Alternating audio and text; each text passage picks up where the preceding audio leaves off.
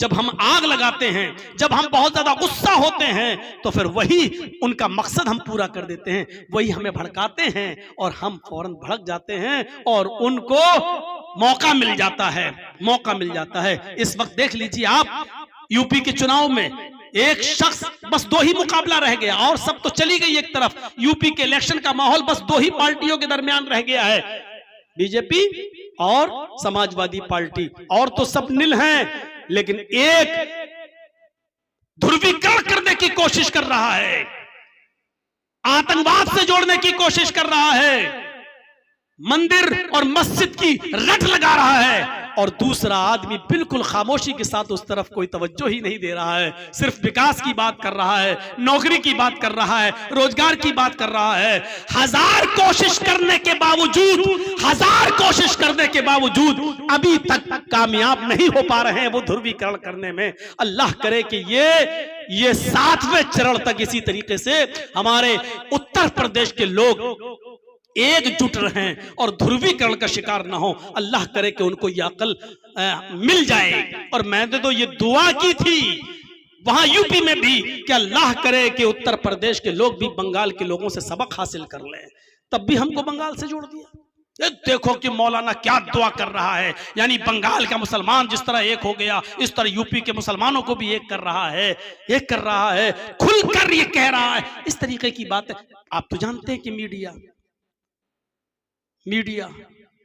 जिस मुल्क का पूरी आमदनी का आधा पैसा मीडिया पर खर्च हो रहा हो, गोदी मीडिया पर, तो वो क्या कहेगी।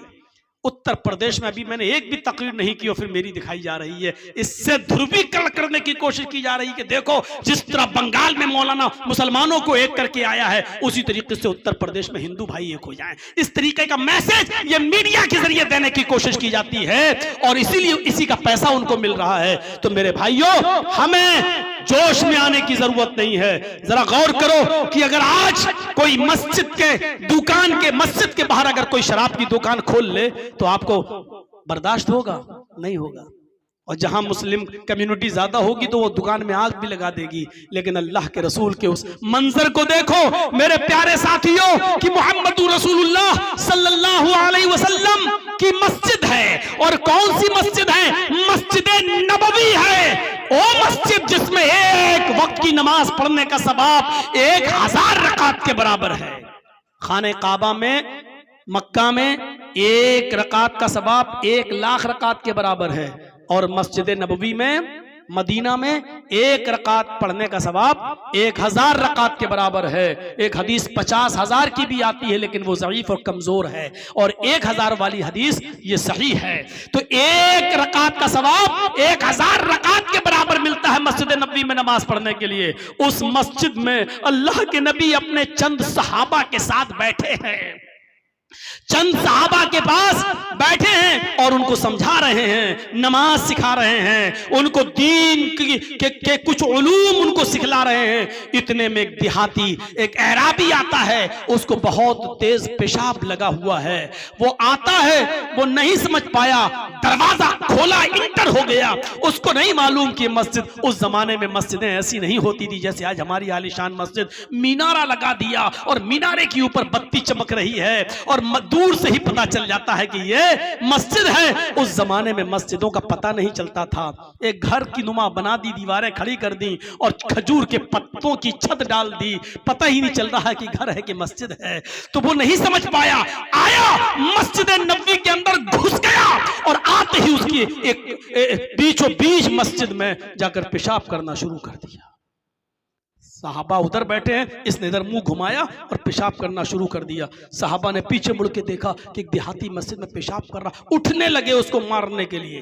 हर कोई हमारे मस्जिद में कोई पेशाब करे तो हमारा भी गुस्से में हाल बुरा हो जाएगा। अल्लाह के नबी के सहाबा उठते हैं, डांटने लगते हैं, क्या कर रहा है? अल्लाह के नबी सहाबा को डांट रहे, नहीं बैठो बैठो बैठो बैठो, और उसको कह रहे हैं कर लो। तो कर ही चुका था तो कैसे रोक लेते? पेशाब रुकता तो है नहीं। जब कोई करने बैठ जाए तो वो चाहे कितना रोकने की कोशिश करे फिर वो रुकता नहीं है। अब अगर उसको उसी हालत में भगाया जाता, वो भागता जरूर लेकिन वो थोड़ा इधर गिरता, थोड़ा उधर गिरता, थोड़ा उधर गिरता। अभी तो मस्जिद का एक हिस्सा नापाक हो रहा था, अब अगर उसको उसी हाल में भगाते तो पता नहीं कितने हिस्से मस्जिद के नापाक करता वो। तो आपने कहा ना, ना, ना कर रहा कर ले। साहबा, नबी का फरमान हो, साहबा रुक गए और अल्लाह के नबी को देख रहे हैं, मस्जिद में पेशाब हो रहा और आप कह रहे हैं कर लेने तो। आपने कहा इधर आओ। जब वो पेशाब कर चुका तो आपने कहा इधर आओ। हम लोग बहुत जल्दी फतवा दे देंगे नापाक आदमी मस्जिद में जा सकता है कि नहीं जा सकता है। अगर आपकी नापाकी सिर्फ इस टाइप की है कि आपको न पानी मिला न ढेला मिला और आपने जल्दबाजी में मस्जिद में बाहर पेशाब कर लिया और आप पानी से इस्तिंजा नहीं कर पाए, तो ऐसी नापाकी के अंदर आप मस्जिद में जा सकते हैं, कोई रुकावट नहीं है। लेकिन आपकी नापाकी दूसरी टाइप की है।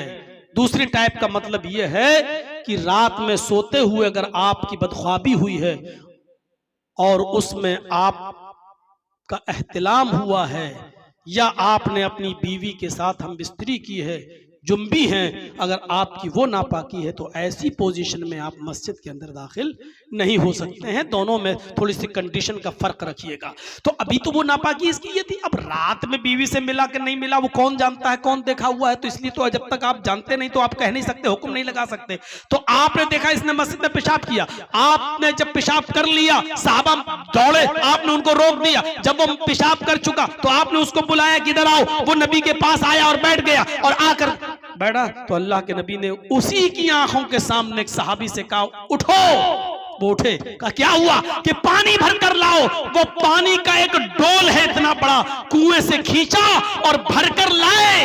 अल्लाह के नबी ने कहा हरिकूहु, जाओ इस पानी को उसके पेशाब पर बहा दो, उस पानी को उसके पेशाब की जगह पर डाल दो। उस बदवी से, उस देहाती से काम नहीं करवा रहे हैं, बल्कि अपने सहाबी से कह रहे हैं कि उसके देखिए अखलाक। मैंने क्या कहा था? चमत्कार से इस्लाम नहीं फैला, मैंने क्या कहा था? मौजिज़ों से इस्लाम नहीं फैला, लेकिन ये अखलाक दिखा रहे हैं अल्लाह के रसूल उसको कि देखो पेशाब तो तुमने किया, मैं चाहूं तो मार मार के भी तुमसे मस्जिद धुलवा सकता हूं, लेकिन नहीं, अखलाक दिखा रहे हैं। सहाबी से कहा जाओ पानी भर के लाओ, वो पानी भर के लाए। कहा पानी पेशाब की जगह पर डाल के धो दो। गुस्सा आएगा ना कि कोई गैर मुस्लिम हमारी मस्जिद में पेशाब कर दे, कोई हमसे कहे जर्जी साहब धो तो देंगे, लेकिन गुस्सा आएगा, कमीना पेशाब तूने किया, हम तेरे बाप के नौकर लगे। गुस्सा तो आएगा, लेकिन सहाबी को गुस्सा नहीं आ रहा। क्यों? क्योंकि मोहम्मद रसूलुल्लाह का हुक्म है। वो इसलिए पेशाब नहीं धो रहा है कि ये काफिर का है, बल्कि इसलिए उसके पेशाब पर पानी डाल रहा है क्योंकि हुक्म जनाब मोहम्मद रसूलुल्लाह का है। सहाबा की सोच ये थी, हमारी सोच ये कि इसका पेशाब मैं धोऊंगा, नहीं धोऊंगा। सहाबा की सोच ये नहीं थी। पेशाब अगरचे काफिर का धो रहे हैं, लेकिन सोच क्या थी? हम इस काफिर का पेशाब नहीं धो रहे हैं, बल्कि हुक्म हम जनाब मोहम्मद रसूलुल्लाह का मान रहे हैं। हुक्म मानेंगे तो सवाब है, वो सवाब के लिए धो रहे हैं कि अल्लाह के रसूल का हुक्म है। पानी डाला, उसकी गंदगी को, गलाजत और नापाकी को धुल दिया, पाक कर दिया, धो दिया। फिर आपके पास वो भी बैठ गए। अब आपने उस काफिर, उस बदवी, उस देहाती से कहा मुझे जानते हो? उसने कहा नहीं। कहा मैं मोहम्मद रसूलुल्लाह, अल्लाह ने मुझे रसूल बनाया है, हमारे ऊपर 5 वक्त की नमाज फर्ज की है। ये जिस जगह पर तुमने पेशाब किया ये कोई मामूली जगह नहीं है, ये अल्लाह का घर है। ये कोई घर नहीं है, किसी की जागीर और जमीन और जायदाद नहीं है, ये अल्लाह का घर है। आए देहाती, आए ऐराबी, आए बदवी, यहाँ हम अल्लाह की इबादत के लिए आते हैं। यहाँ अल्लाह की इबादत होती है, हम नमाज पढ़ते हैं, और जहाँ नमाज पढ़ी जाती है वहाँ पेशाब नहीं किया जाता है।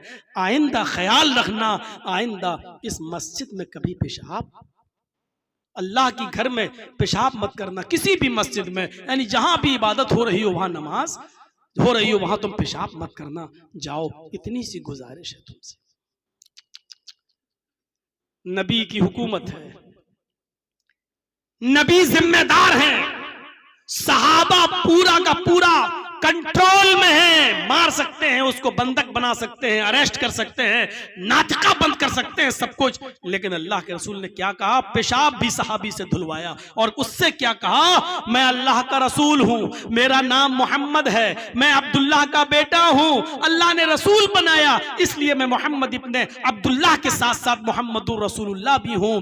ये मस्जिद है, अल्लाह का घर है, यहां हमारे ऊपर 5 वक्त की नमाजें फर्ज की गई हैं, हम नमाज पढ़ते हैं, यहां अल्लाह की इबादत होती है और अल्लाह की इबादत जहां होती है वहां पेशाब नहीं किया जाता। आइंदा ख्याल रखना। जाओ, अगर जगह भूल गए हो तो बताओ, हम तुम्हारे साथ किसी सहाबी को कर दें, वो तुम्हें तुम्हारे घर तक पहुंचा देगा।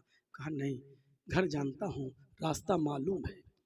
उठा और चल दिया, लेकिन जा रहा है, पीछे मुड़ के देख रहा है, क्योंकि नाम सुना था मोहम्मद रसूलुल्लाह का, कभी इतने करीब से देखा नहीं था।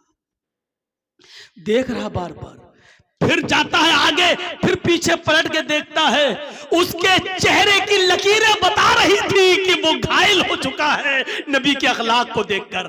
उसके चेहरे और पेशानी का पसीना ये बतला रहा था कि वो नबी की तालीम के आगे उसने अपना सरे तस्लीम खम कर दिया, उसकी गर्दन कट चुकी है नबी के अखलाक के आगे, वो कुछ नहीं कह पा रहा है। ये वही मोहम्मद जिसका गलत तसव्वुर हमारे दिमागों में डाला गया कि मोहम्मद जादूगर है, मोहम्मद काहिन है, मोहम्मद की आवाज जिसके कान में जाती है वो बददीन हो जाता है, मोहम्मद जिसने तलवार के जरिए इस्लाम फैलाया, ये तसव्वुर जिसका हमारे दिमाग में भरा गया। जैसे आज एक पार्टी के लोग मुसलमानों के ताल्लुक से हमारे देश के अंदर ये गलतफहमी भरते हैं और मुसलमानों को आतंकवाद से जोड़ने की कोशिश करते हैं। लेकिन अब अल्लाह का शुक्र है कि पूरे हिंदुस्तान की आवाम अब जानने लगी है कि दहशतगर्दी है क्या, टेररिज्म है क्या, आतंकवाद है क्या, अब इसको अच्छी तरीके से समझने लगी है। मेरे प्यारे साथियों, उसने सोचा कि हमारे बारे में हमारी कौम ने क्या कहा था नबी का तसव्वुर, और मोहम्मद रसूलुल्लाह ने तो मुझे मारा भी नहीं, डांटा भी नहीं, फटकारा भी नहीं, और हमको ऐसा ऐसा बताया गया नबी के बारे में। देखिए, अल्लाह के नबी ने उसके सामने चांद के 2 टुकड़े नहीं किए थे, अल्लाह के रसूल ने अपनी उंगलियों से पानी टपकता हुआ नहीं दिखाया था, कोई मौजज़ा नहीं किया था।